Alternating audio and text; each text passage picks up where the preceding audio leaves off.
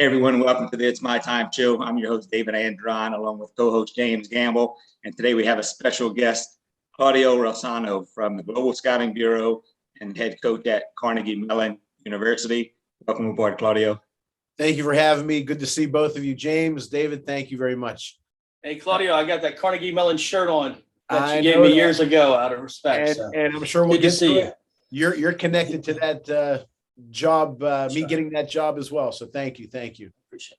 It's awesome to have you, Claudio. You and I go way back, and you and James probably go even further back. I remember scouting, Global Scouting Bureau events in the late 90s with you all the way in California. So, we come a long way, and, it's fun to still be helping athletes advance. And, we're glad to have you as part of it. I appreciate you having me. And like I said, we definitely, all three of us go way back, James and I, from November of 99. And of course, David, you're right. We did a bunch of camps together, and I know we're going to get to it, but you published my book, which I really, really appreciate both of you guys.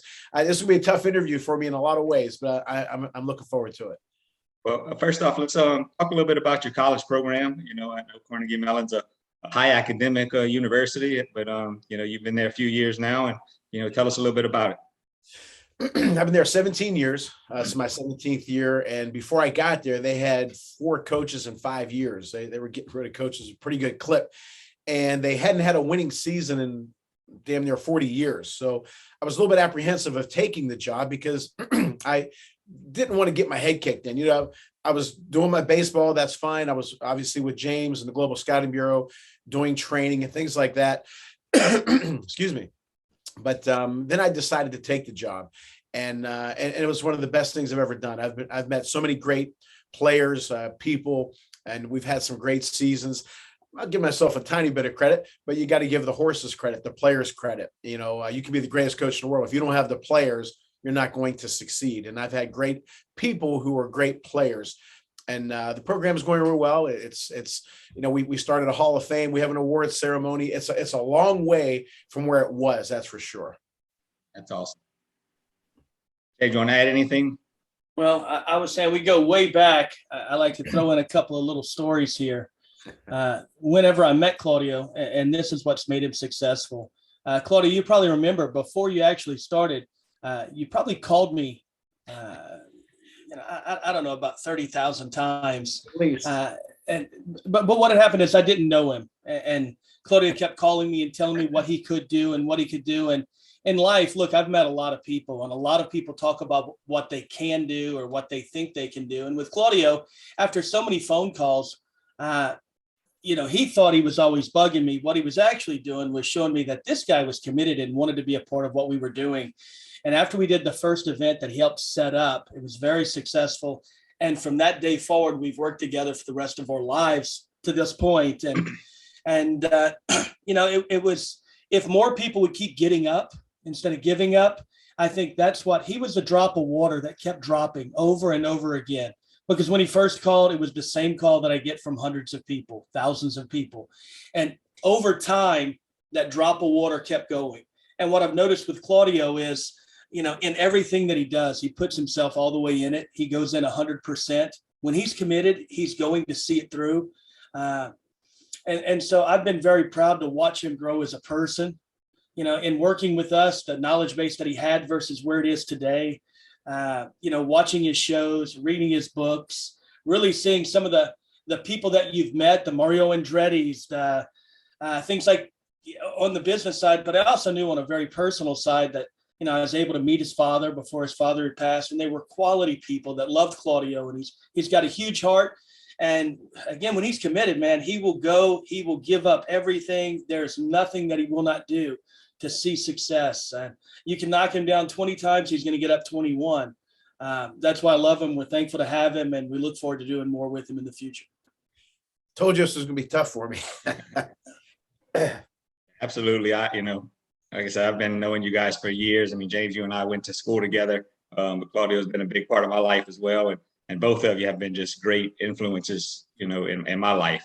I've been there, I've been knocked down, and, I've had you two, by my side the whole time to help me get back up. And, I really appreciate both of you. Claudio, let's talk a little bit about recruiting. How do you do most of your recruiting over at your university? Well, before I do that, I got to get this out of the way because I won't finish the interview. First of all, David, like I said, everybody's talking about self-publishing and all this kind of stuff, and it's hard to get publishers. And you gave me that opportunity. You obviously, John Melvin Publishing, published my book and helped make a dream come true.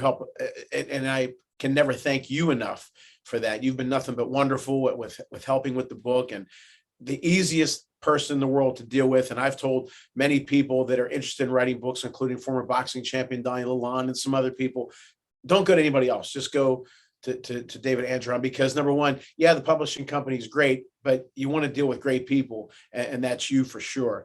As far as James is concerned, again, he gave me a break of a lifetime, and when nobody else would. Now it's easy for people to hire me. I don't want to say easy, but easier to offer me jobs or what have you. And he gave me an opportunity when other people didn't. And for that, I'll always be grateful. And my parents are grateful, and my wife and daughter are. And he also helped me shut a lot of people up who weren't very nice and wanted to see me fail. It isn't that they didn't believe in me. They didn't want me to succeed. And there's a hell of a difference there when people are rooting against you.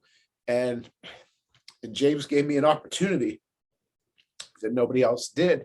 And then I mentioned Carnegie Mellon. There was a young man, Danny Green, who James remembers, who was like an intern for us for a little bit, or and he met me and he gave my name to Carnegie Mellon, and that's how I got this job. So James has so many, he's a part of everything for me. And so, I mean, I can go on, but he knows I love him to death, and his mother was great. Unfortunately, I didn't get a chance to meet his dad, but we'll always appreciate what James did for me, for sure. As far as recruiting, is concerned, Carnegie Mellon is, I always say, it's an Ivy League school based in Pittsburgh. So it's hard to get in, hard to stay in. We are a part of the NCBA, National Club Baseball Association. I turned the job down twice back in 2005. My ego, because club baseball, David and James, as you guys know, back then it was like, hey, is your brother in town? Yeah, let him play. It was like intramurals. So I didn't want any part of that. And then whenever I was scheduling non-conference games, first team I would call would be Carnegie Mellon, because we knew that we were going to beat them. And that's no offense to anybody, to the school, to the players, to the coaches. No offense to them at all. I'm just telling you what it was. So when I was offered the job, I said, oh, I don't think I'm going to be interested. And then it just hit me. They called me a third time. I said, yeah, I'll interview for it. And obviously I got it. And as I said, it's a great decision. Now, basically what I do is I get what I get, and we try to make the best of it. Okay. Get whatever players you get and you make the best of it. Fortunately, I've had some great players come through my tenure there, and great people. And we've been able to win a few conference championships and some things like that. Now, ironically, David, your question about recruiting, the past 2 years or year and a half, I've had more players contact me about playing for us than I've ever had before. And several of them didn't get accepted, and a couple of them have been accepted. So I'm just waiting for them to sign on a dotted line, and they're good players. So now once we go Division III, which is always rumor about that, and I'm going to coach the same way, whether it's 1, 2, 3, major leagues, club, I'm going to pour my heart and soul into it no matter what. Vince Lombardi used to say the greatest feeling in the world is to lie exhausted in victory. The second greatest feeling in the world is to lie exhausted in defeat. Give it all you have. My players, one time I had a player say to me, coach, because I'm very passionate when I coach. I coach. I just don't sit there, right? And one of my players said, coach, relax. It was a back and forth game. He said, it's only club baseball. I said, Ryan, if that's the way you feel, I'm not the coach for you, and this isn't the team for you. I had a young man, Brian Tabata, my catcher, who caught every game for us, every inning. He cracked like an eye socket, whatever the hell it was. Go to the emergency room, and we're waiting. And he said, coach, man, we got to get out of here. We have a game tomorrow. I said, Brian, you can't play. You have a cracked bone in your eye, but that's the type of players that I've had and I've had special people And as you saw in the book, David and James, but again, to go out and actually recruit, that's not the way it is right now. Hopefully in the future, and to be very honest with you, I think I'll be a very good recruiter, because the first thing I tell the young man and the parents is I want that player to be treated like my daughter would be treated no matter where she would be. My daughter goes to the University of Pittsburgh. She's a junior. She lives here at home. But these kids are from all over the world. I've had players from China, Hawaii, Japan, India, you name it. And I want the parents to know, hey, your kid's fine here. I'm not just going to be here at 3 o'clock in the afternoon for them. I'll be here at 3 o'clock in the morning for them as well. And I wanted, my goal for them when they graduate is for them to be upset that they're leaving the team, and that they're upset that they're leaving me. I want them to enjoy those, however long they stay on that team. I want them to enjoy it, and I just don't want to have them teach them how to hit a curveball in baseball. I want to teach them how to hit the curveballs of life through my experiences. So all in all, I think the culture is good. We have ups and downs, just like every program. And it goes in cycles. You have championship year, you have not so championship years. But through it all, again, I'm very confident that most of the players that come through those turnstiles are very happy that they play for the team and play for me. Yeah, that's awesome. How many players do y'all carry typically? I don't want any more than 18, 19, because if you get too many, then they're not going to play. Like I always say this, the hardest thing I know it's hard for James as well. The hardest thing for us to do, and you, David, as well, is to tell somebody that as a professional scout that he's not good enough to play professional. That kills us. A lot of scouts don't care. I know we do. As a coach, the hardest thing for me to do is not give everybody playing time. Not that I give anybody playing time. It's not up to me who plays. It's up to the players. If you're good, you're going to play. If you're a good person who can play, you're going to play. But it's hard for me after a big win, and then you start thanking or you start mentioning, okay, you got a double, a key situation. You made a great catch. You had a big strikeout. Then the kid who didn't play for 3 weeks, that's hard for me, but I always recognize that young man. But with the academics being what it is at CMU, I don't want them to, sometimes they may feel, hey, I'm not going to play. So it's a kind of a waste of time. So if they're welcome to stay and play or be on the team, but I usually carry about 18. We don't play 1,000 games, so we play in the fall, play in the spring. We may schedule 30 games, each. We won't play 30 because of the weather. But again, I try to keep kind of a small roster, and it works the way. And I'm not saying my model works for other schools. I know some schools, they won't say it to my face. They'll say, "Oh, if I was coaching there, I would do things different." No, you wouldn't be there. Okay, like I've been there, as I said, 17 years. I've never had my entire team in a game.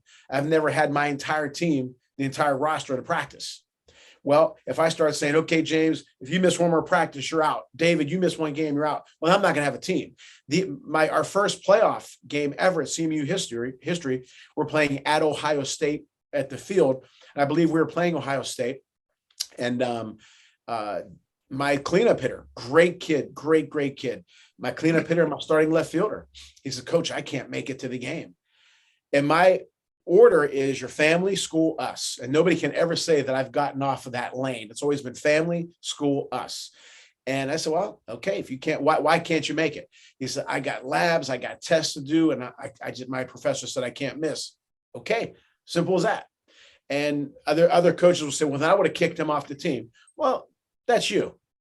Like John Calipari, the head coach of University of Kentucky, he has a big sign in his office, coach your team. Okay.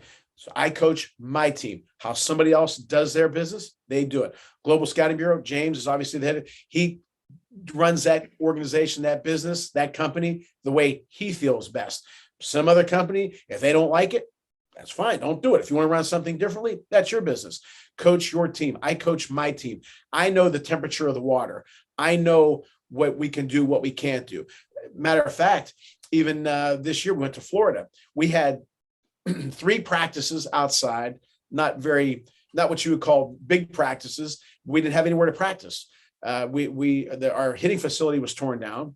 We also have fielding practice there. That's gone.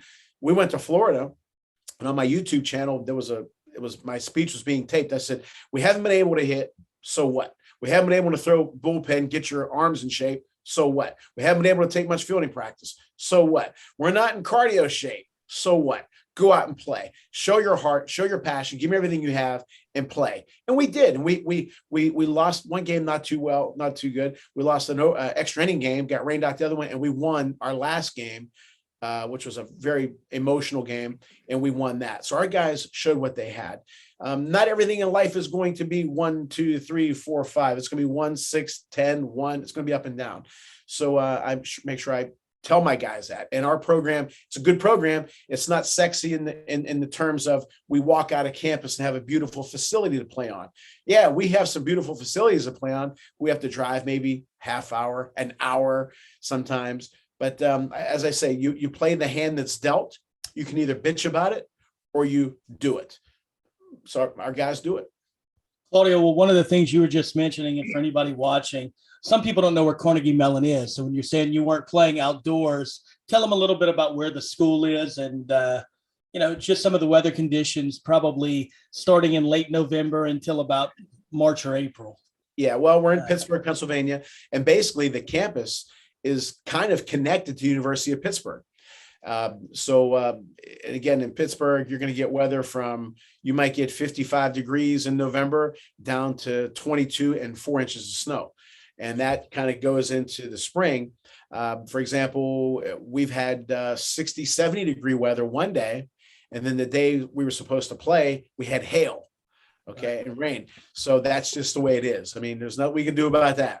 And like the field conditions aren't great. One time, James, you remember this story. We had a camp in, I forgot what part of Florida, but we had, maybe it was Miami, I'm not sure. But I got a call, David, and to your audience, I get a call the night before. And the grounds crew guy called me. He said, Mr. Claudio, the field's a mess. I said, what? He said, yeah, it rained. It's terrible. It's a mess. So, oh my God. I said, it was Miami. It was definitely Miami, James. And I said, we got this camp tomorrow. Is there any other fields? He says, no, your field's the best one, but it's not very good. I said, oh, you know what? I said, I appreciate it. Do whatever you can. He said, yeah, but it won't be good, but we'll make it work. I said, all right. I called James and tell him, okay. Next day we get there. James, I don't know if you remember. Well, no, you weren't there yet. It was field 8. I get there, and this field, David and James, and to your audience, was beautiful. I'm saying I must be in the wrong spot. And here comes this guy, Mr. Claudio, I'm so sorry. I said, what field are we on? He said, field 8. And I'm looking at it, and it's perfect. I mean, it really is nice.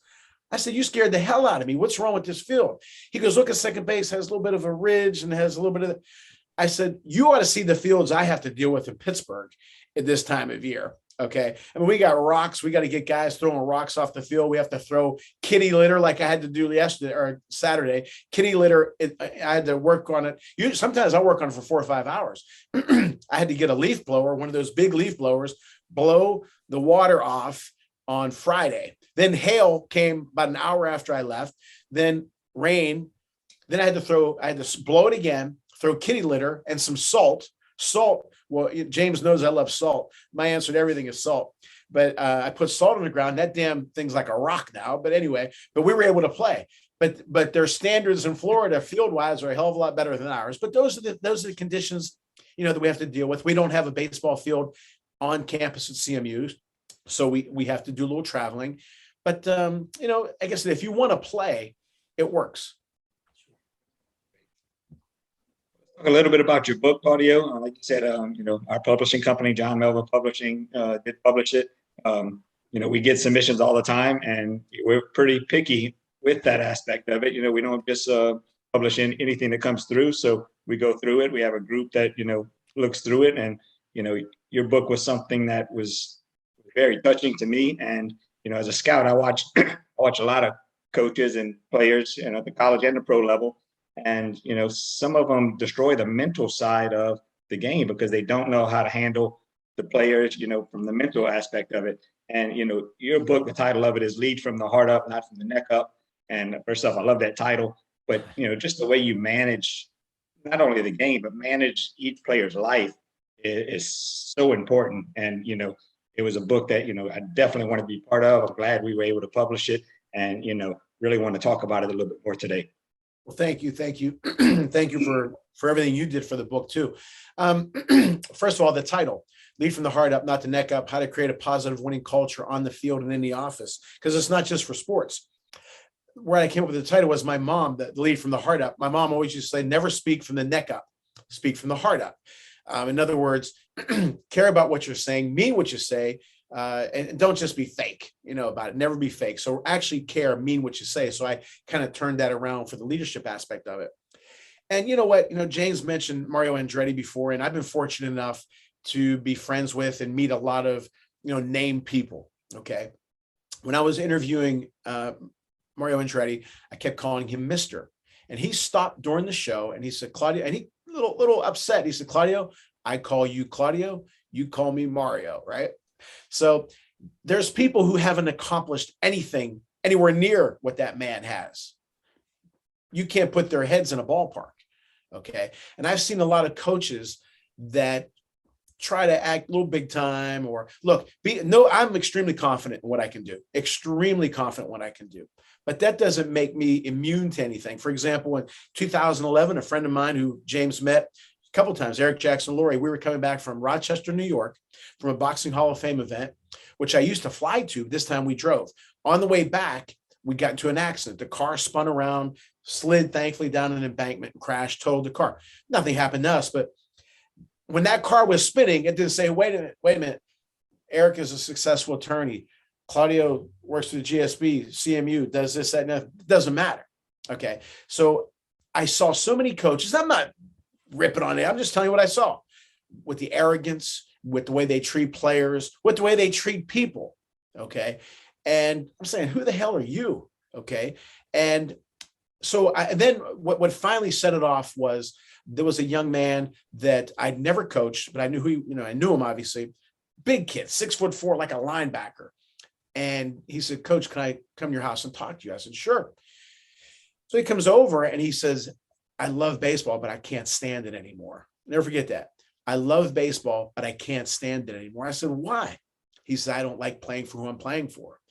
And if a player makes an error, the coach will make them run, the whole team. Or if they did something bad that game or whatever, make them run until somebody got sick. What's that going to do? How's that going to improve the team? Just make them run. Okay. But I just saw the leadership of coaches and even some in businesses, the way they treat their employees, the way they treat their players. I didn't like it. And one time during a game, it was my birthday. After this game's over, the opposing team, and it's in the book, the opposing team was arguing with the coach. Coach was hollering at them. And here are my guys. Yeah, we won. Maybe you can say, but here are my guys. They gave me a birthday cake. And the same thing happened last year after a loss. We have a young team, and I was probably hardest on this team that I've ever been on a team as far as, the grind and trying to squeeze as much out of them as possible because I see so much potential. We won like 6 in a row, something like that. Then we went a little bit of a drought. We lost our third game in a row by 1 run. And all of a sudden I go after the game's over, I talk to the coach, I go to the dugout, my team isn't there. I'm saying to myself, and I didn't include this in the book, obviously, because it happened this past October. And first thing that hit me is I think maybe I was a little bit too hard on this team. These guys are younger than my daughter. That's the first time I ever coached a group like that, right? That's of that age bracket. Then here they come with a birthday cake and they say, Coach, we won't sing to you. We already know you're upset after the game. We don't want to make it worse, but happy birthday.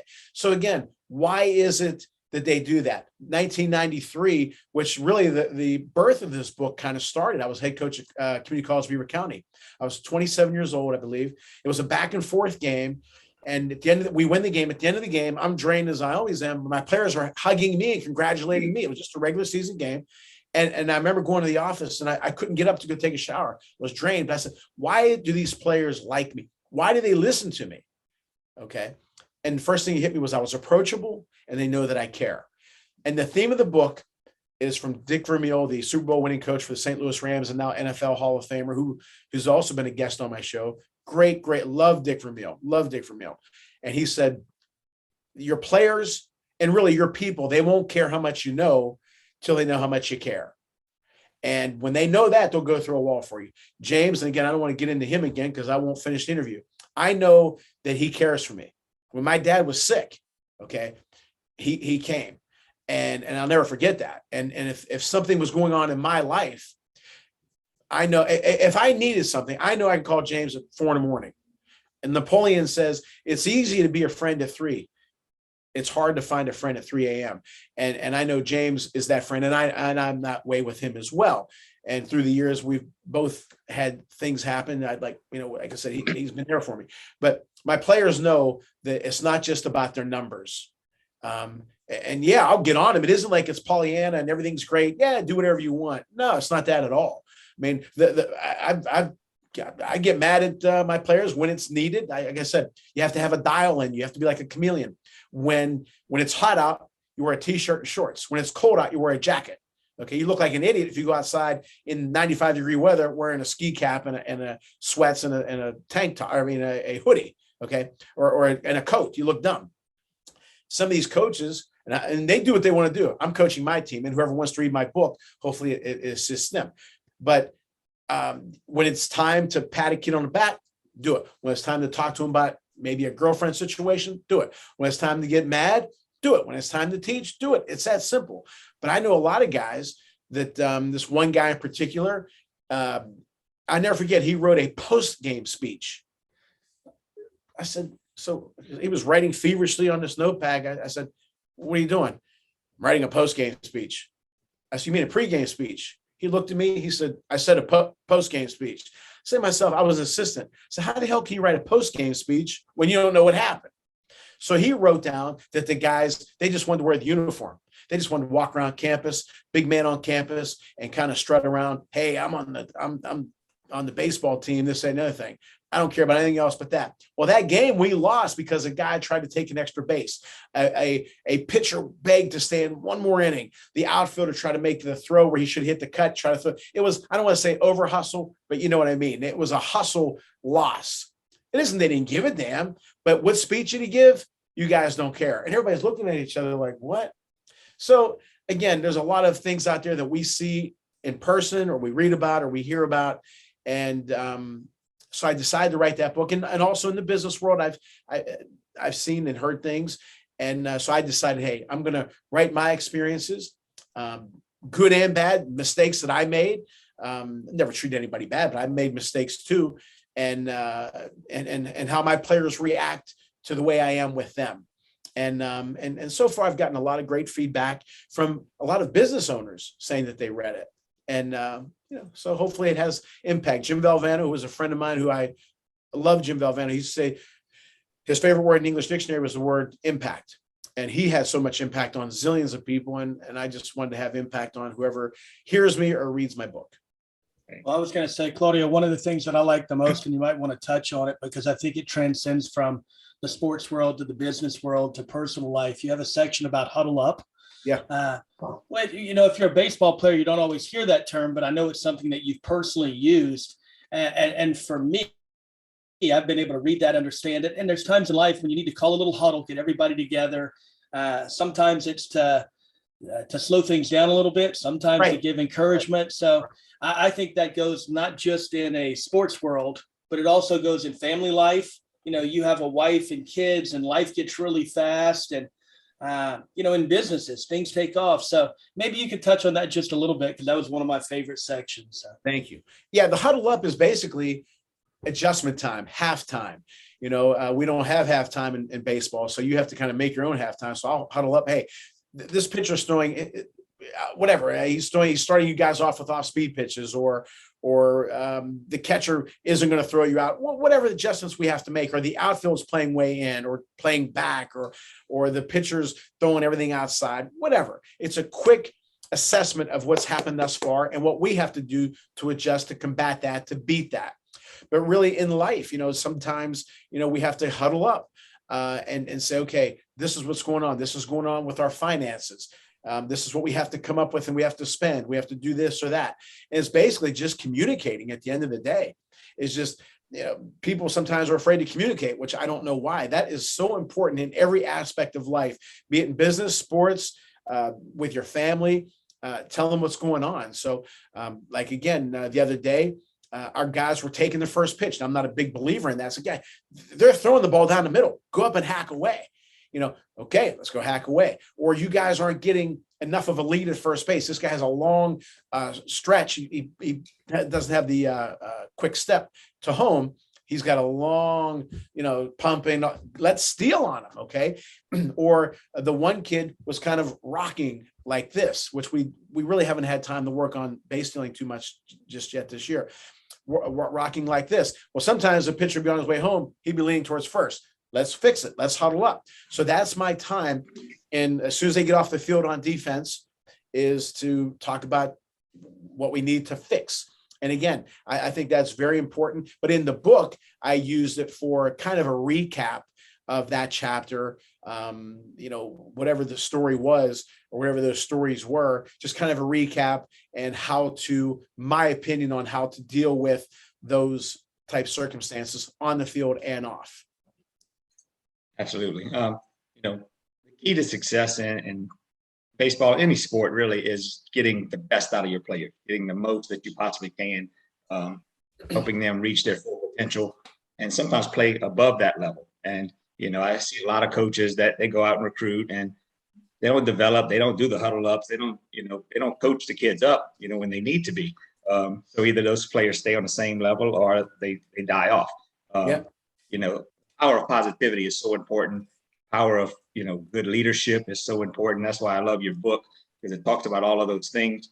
I've been a coach for over 20 years and, you and James have, helped me recruit and, seen some of the situations that I've been in. I've been known as a coach that makes chicken salad out of chicken crap, because I've had some tough teams that, have played above their level. But being able to do that, it's nothing to do with me being a great coach. It's more me being a great leader and getting the most out of those players, making them believe they're better than they really are and play up to that level and peak at the right time. Your book, touches on all of that. And, that's what I love about it. It's all about, the personal contact and communication with your players. And, my goal has always been to make my program so exciting that everybody wants to be a part of it. Right. And if you're constantly beating somebody down and, on their case, which, don't get me wrong, y'all seen me coach, I can chew a player out just as good as anybody. Yeah, but a few minutes later, I'm the first one patting them on the butt saying, hey, let's go, you're all right, let's get it up. Right. I don't like seeing the coaches that just beat you down and then leave you at the end of the dugout and don't come back and talk to you. So, I've learned from you, I've learned from your books, I've learned from James, I've learned from both of y'all over the years. And, I highly recommend anybody that's a coach, a business leader, anything in that aspect, to pick up your book and take a good look at it, because you can learn some valuable life lessons out of it for sure. Thank you. Yeah. And again, your son is doing so well. Congratulations to him. He's doing so well. The Italians have a saying, the fish stinks from the head, but it's also good from the head. It starts at the top, in other words, and it trickles down. If it's bad, it trickles down. If it's good, it trickles down. So again, you have a huge part of that. But, and you make a lot of great points. Like I said, when you have to get on somebody, you get on them. There's this one kid the other day, I got mad about him about something, and 2 minutes later, hey, that was a hell of a hit there. Or no, it was a great swing on a foul pitch. I said, that's the type of swing one out of you. But anyway, Warren Buffett told Alex Rodriguez this, and I heard Alex Rodriguez say that you have to have somebody in your life that you don't want to disappoint. If you don't care, if you don't have anybody you don't want to disappoint, all hell's going to break loose. I never wanted to disappoint my parents. I don't want to disappoint James. Didn't want to disappoint you with the book, right? Or my wife and daughter, obviously. But my team, if I'm good with my team on the field and off, they're not going to want to disappoint me.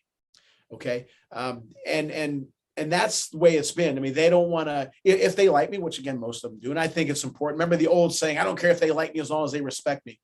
I don't know if I respect anybody who I don't like. I mean, I have to really think about it, but I probably don't. But, to jump around here, and also I always say this phrase too, David, and you kind of touched on it. I don't want my players to look at their watch and say, oh, 6 o'clock, I got to practice. I got to go see Claudio.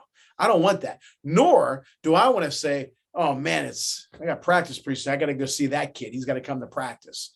And I don't want that. Okay. Because I've been in that position. I used to work at this one hitting facility, and this one guy, wasn't a fan of his, or even a couple places that I've coached. Okay. James knows I'm way early. If we have a plane at 8 o'clock, I'm there like at 5:30. Okay. But for these particular jobs that I had, if I started at 6, I get there at 5:58 because I didn't want to deal with that guy. And I don't want to be that guy. Okay. And again, it's a culture. I want them to enjoy the game. I don't mean screwing around, no, enjoy the game. Yeah. Have your camaraderie with your players and all that kind of stuff. Yeah. But enjoy the game. It's a great game. It's, in my opinion, the most difficult game, but that's another story. But so you want to create that atmosphere. And I like to think that I have. But having said that, I've had some great math teachers from elementary school to college. Math isn't my thing. Okay. Like my daughter will bring home algebra and calculus. I don't know what the hell that is. Is it, whose fault is that? It's my fault, not the teacher's fault. Number one, I'm not wired that way, but it wasn't their fault. My point is, you have to have good people who are good players.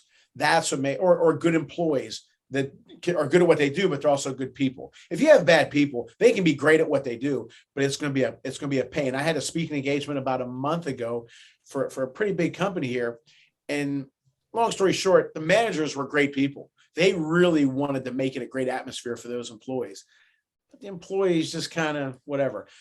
And I said, oh, yeah, give them a chance. But after a while, you're going to end up spending so much time on that bad apple that the good apples are being neglected. Okay. So get rid of them. An aching tooth is better out than in. That's just the way it is. But there was something I was going to mention. I forgot what the hell I was going to say. But again, the old real estate saying is what? 3 most important things in real estate are what? Good location, good location, good location. Well, the 3 most important things in business, in sports, coaching, and really in life are good people, good people, good people. If you have good people, you have a shot to do something. Okay. You have special, look at the old Green Bay Packers. Or the Steelers or the Cowboys or any of these 49ers, any of these teams that just had dynasties. Look at the people that were on those teams. There may be some bickering here and there, like the old Oakland A's and stuff like that. Those few fights, but they when it came time, when the lights came on, they were a special team. They were a special group. I'm more connected to the Pirates of the 70s and, that we are a family thing. Well, they really were. I mean, I seen it, okay, on the field and off, but especially on the field. They really cared for each other and they had great attitudes. And again, I always say this too, if we all pull the same rope at the same time, the same direction for the same purpose, we're going to get a great result. We can't have people, not that you don't have disagreements, but we all have to have that goal.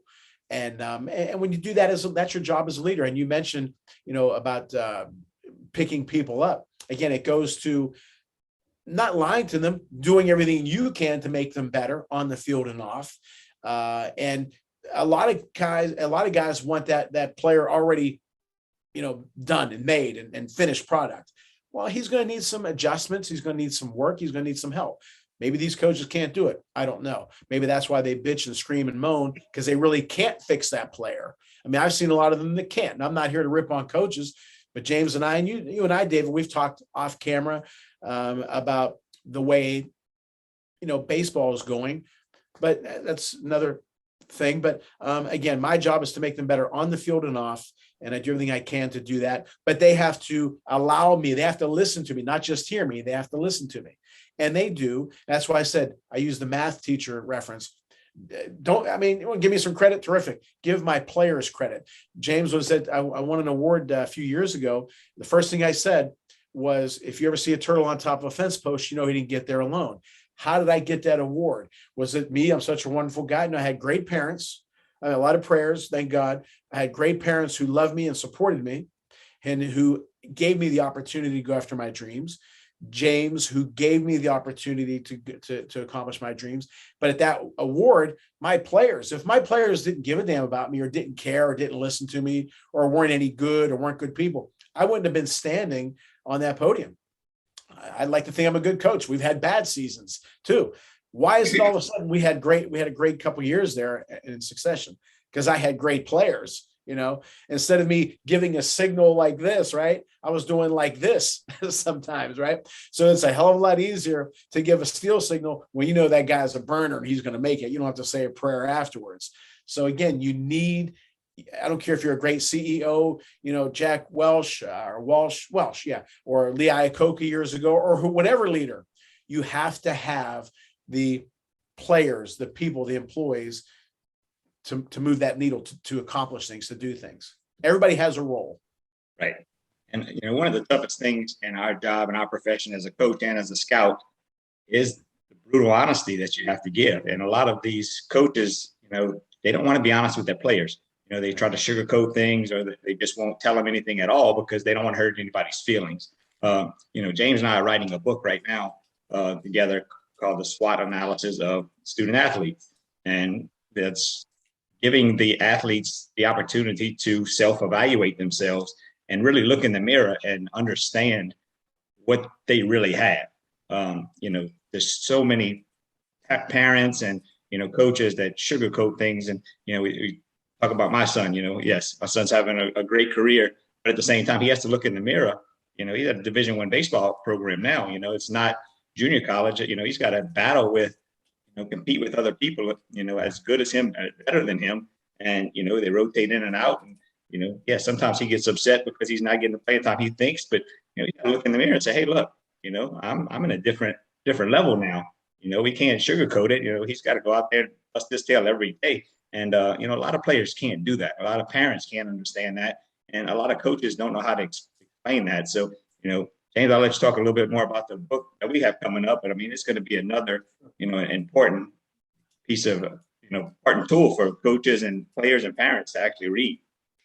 Well, Claudio, again, before I get to that, I want to say that some of the things that you've done, I'm very proud of how you've continued to grow, and Dave as well, in your lives, because y'all have went from, I remember when, Dave, you were a high school coach, with aspirations to go to another level, and then the work you had to go through and some of the failures you had to go through. So did I, so did Claudio, but how you've been able to continue to move up that ladder. And Claudio, the same thing for you.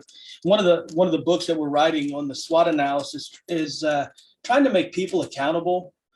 Because in today's world, I'm starting to find, the changes we're seeing on a baseball field are directly related to the changes we're seeing in society. That at times there's a gap between, everybody can have their own opinions, but you can't have your own truths. We just continue to move to other people until they tell you what you want to hear. And I've never seen that being productive. So the book is focusing on, how companies use the SWOT analysis to identify their strengths, their weaknesses, their opportunities and threats. Now it's for athletes to be able to look in the mirror. And, if you're a guy who runs slow, that hitting lesson is probably not helping you. We might need to be honest, or like you said, if you're struggling in math, I don't need a Spanish tutor.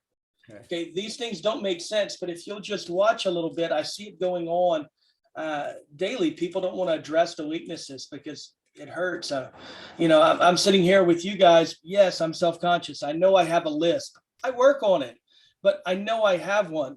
It's the cards that I'm dealt with, but I'm not going to let it control who I am. One of the next segments I had talked to Dave about is that I wanted to go through and talk about the difference between expectations and realities, because I think that's one of the biggest gaps in the industry right now, is that we have false expectations. Some of it, I believe, is because of social media, the internet. Everybody's only getting little bits of the information. I talked a little bit about your book. I didn't read the whole book to the audience. I'd advise they get it and they would understand the entirety of what you've put into that book. Well, the internet is the cliff notes to life right now. I'm very fortunate that when I get on an airplane, that the pilot did not just go to a online school and, he did it in 30 minutes off of Instagram. I don't think there's any way that people can really understand everything until they can dive in, commit, hold themselves accountable, be willing to fail and get back up.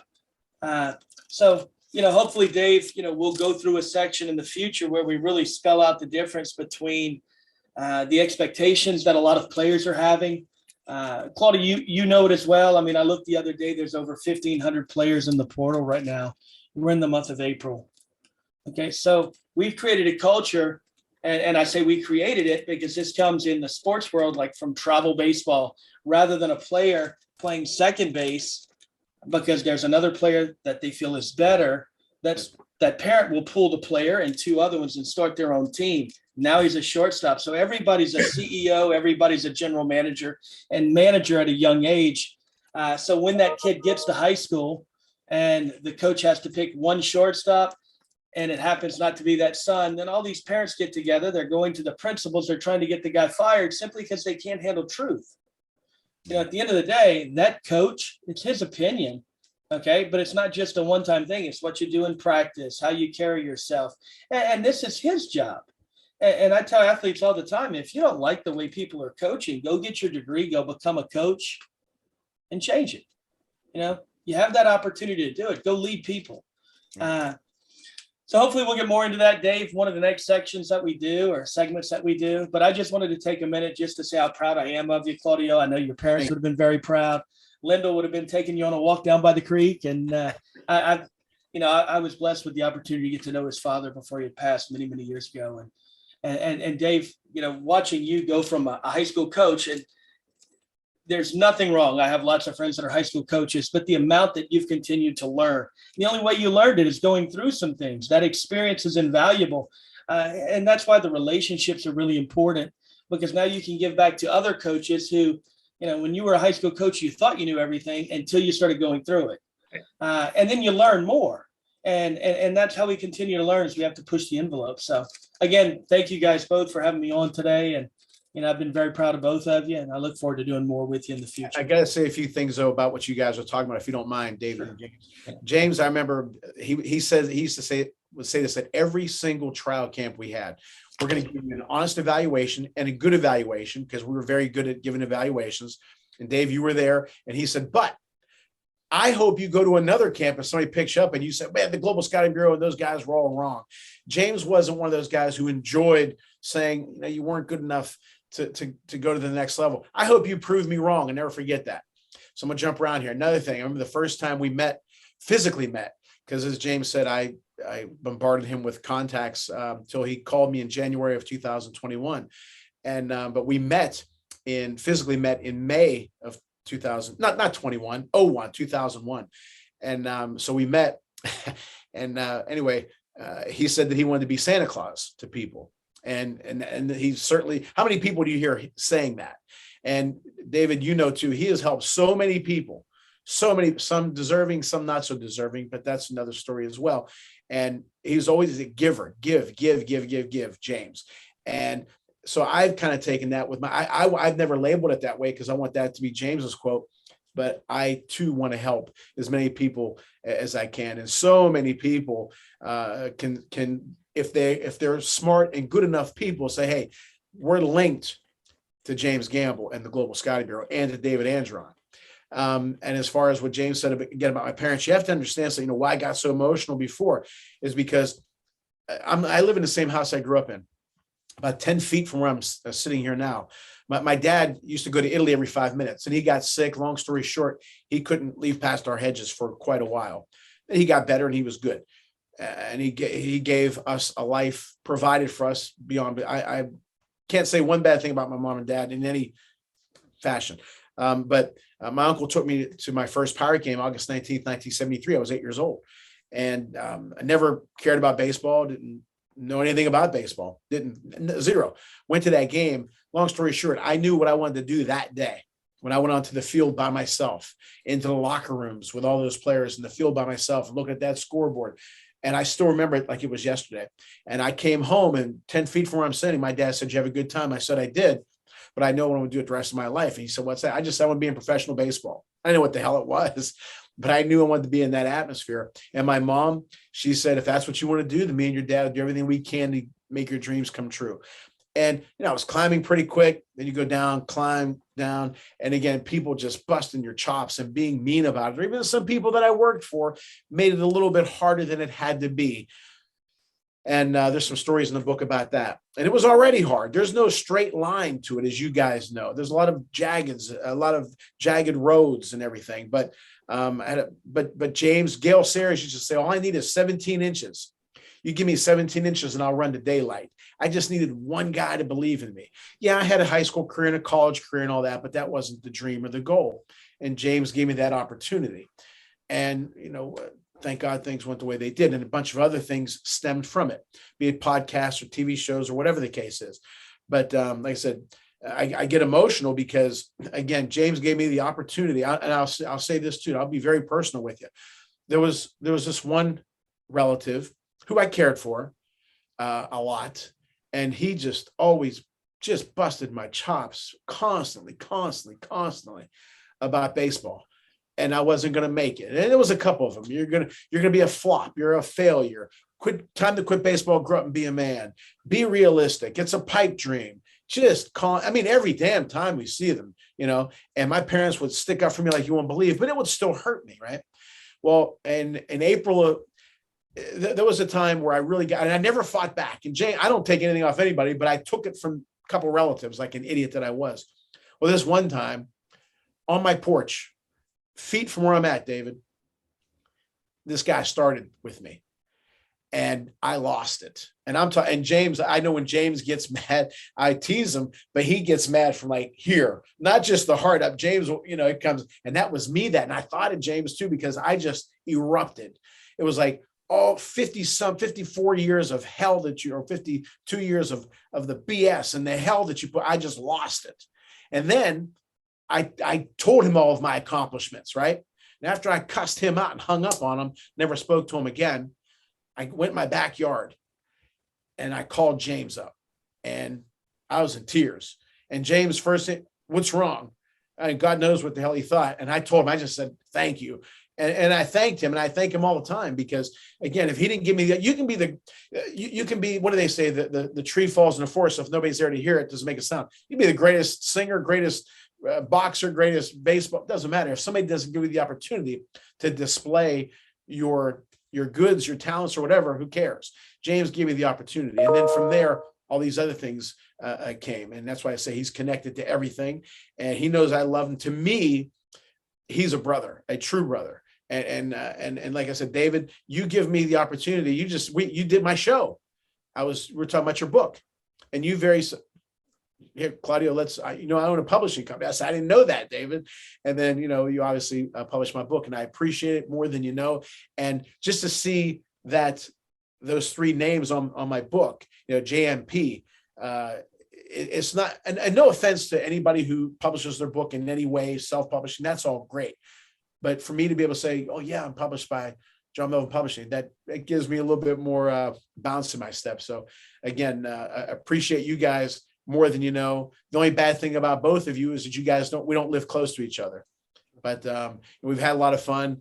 And James, I know we've had some fun times, and I'm looking forward to having more.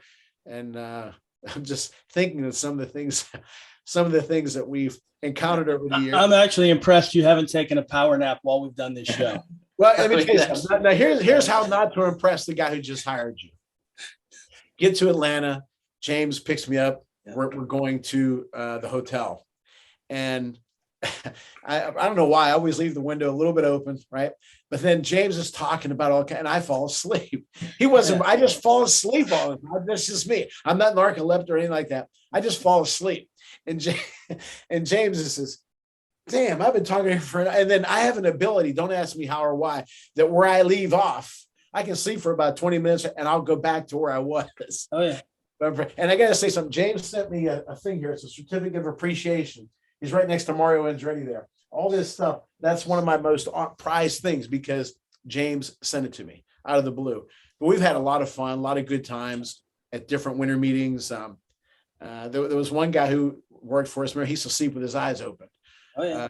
I thought he was dead. But we've had a lot of fun, a lot of good times for sure.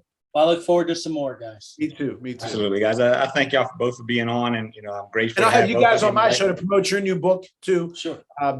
Whenever you guys want, you guys are more welcome to come on, and it'll be fun. Absolutely, yeah. Our goal every day is to help players, help people. We're going to continue doing that through MyTime Sports, through Global Scouting Bureau, and through Carnegie Mellon University. So we appreciate everything y'all do, and we're going to keep battling for everybody. If you have any questions, please look us up at MyTime Sports. And, we're looking forward to seeing you on the next show. Thanks, guys. Thank you.